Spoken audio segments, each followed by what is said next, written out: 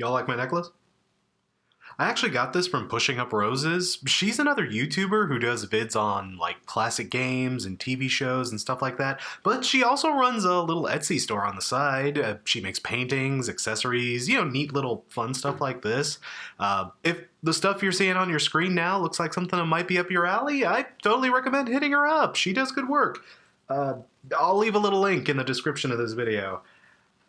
This isn't like a sponsored vid or anything. I don't know, I just ordered this because it looked cute and she does good work. Hit her up. It's so cute though.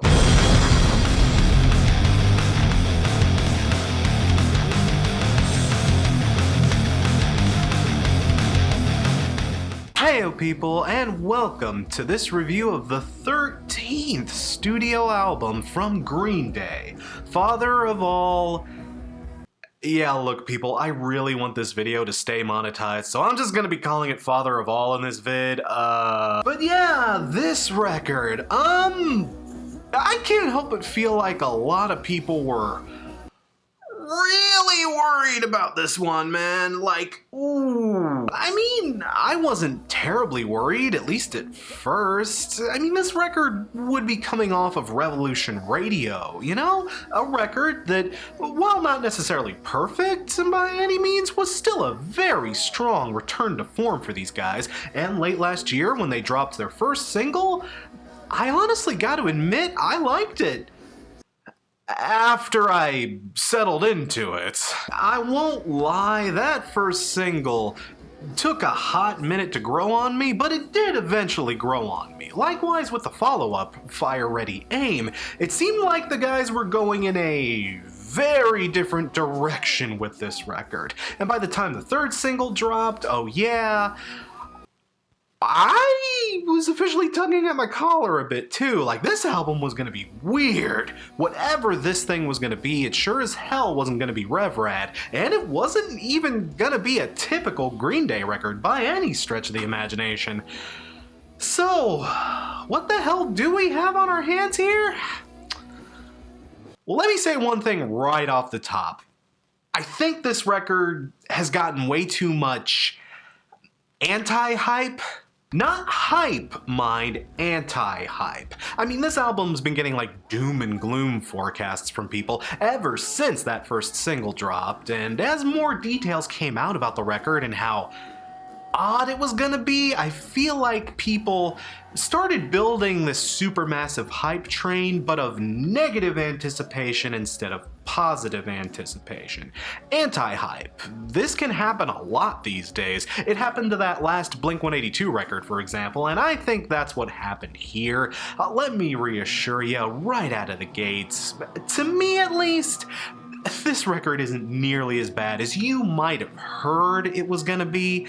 In fact, there's a lot about this album I actually found pretty enjoyable. I actually do really like the concept behind this record. According to some interviews, the band has said that they just straight up didn't want their next record to sound like their older material, and that they wanted to try out some new ideas. They had already released a very angry, very political record with Rev Rad, and they kind of wanted to steer away from that on this record. So instead of doing what I feel like a lot of people thought they were gonna do, they decided to make a peppy, high-energy, danceable record that was fun and exciting instead. And big props to these guys for being so bold as to continue to innovate and set out to do new and interesting creative things with their sound. Green Day are one of the biggest bands in the world at this point, and they've made more than their fair share of classic records. This is a band with absolutely nothing to prove, and if they wanted to coast by on nostalgia, or just stick to the formulas that work best for them,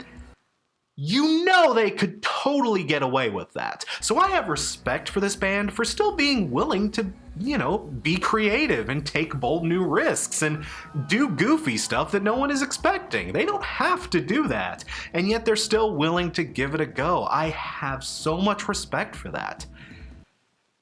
Did it work out particularly well? Here's the thing.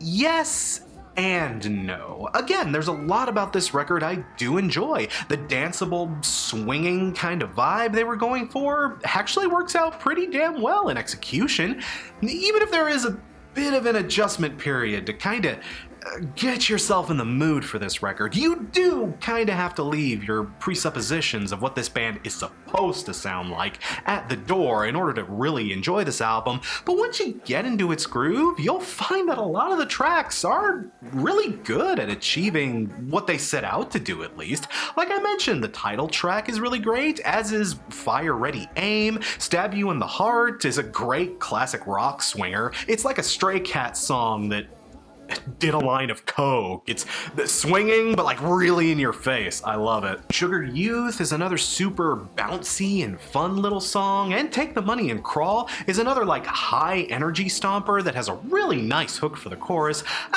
Simply put, when this album is on full blast, when the band is just rocking out all the way up to 11 and showing us like the full breadth of what they can do within like a swing and a classic rock environment, when they're pushing the boundaries of that sound to its fullest, yeah, it works pretty great overall. Nothing that absolutely must be heard, if I can be completely honest. But you know, if Dose had sounded the way this album sounds, I would have been so much kinder to that record. Remember how Dose was supposed to be this big throwback to like all the retro and garage rock sounds of like the 50s, 60s, and 70s?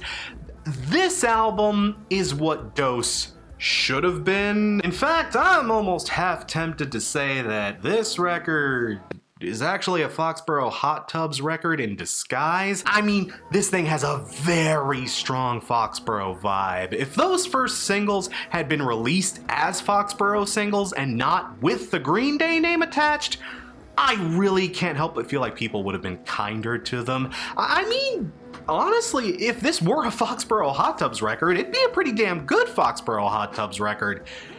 It's a Green Day record though, so I feel like that kind of throws people off. Honestly, when I listen to this, I just wonder, why didn't you make a Foxborough Hot Tubs album? It sounds like you want to make a Foxborough Hot Tubs album. People would love to see another Foxborough Hot Tubs. Why isn't this just a Foxborough Hot Tubs album? I just can't help but wonder how much the first impressions this album gave off is just hurting it unfairly. You know, this album does not deserve some of the hate it's been getting. It honestly doesn't. Not in my opinion anyway.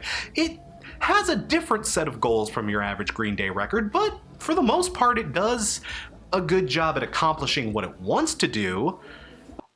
But that's only for like the most part, because like as much as I hate to admit it, there are some instances where this album just does not get it right. Like those of you that are hating on this album, you're not 100% wrong. Again, I just got to admit that this is such a dramatic shift in sound and tone for Green Day that I get it if the album throws you off, at least sonically, especially if you haven't been listening to Green Day for a very long time. Good lord, if you're new to this band, for the love of God, do not start with this record.